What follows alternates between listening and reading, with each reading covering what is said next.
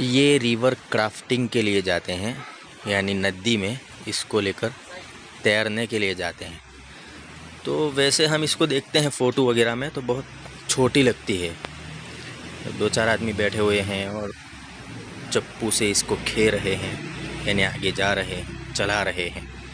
लेकिन ये बहुत बड़ी है, यानी एक जो 4 व्हीलर गाड़ी होती है ना, उससे भी बड़ी है, बहुत बड़ी है। देखिए ये 2 रखी हुई है तो मेरा तकरीबन मेरे कंधे तक आ रही है, इतनी बड़ी है। और इसका बाकायदा पार्सिंग होता है, यानी नंबर प्लेट वगैरह भी होती है। ये देखिए बहुत बड़ी है, मतलब हम जो समझते हैं उतनी छोटी नहीं होती है ये। हो सकता है छोटी भी आती हों, लेकिन यहाँ जितनी है वो ऐसी है, बहुत बड़ी है। ये चप्पू रखे हुए हैं, ये भी बहुत बड़े, यानी एक आदमी की जो ऊंचाई होती है उससे भी बड़े हैं, लंबे हैं। ये देखिए नीचे बैट की तरह बना हुआ है क्रिकेट के, और आगे फिर इस तरह इससे चलाते हैं इसको।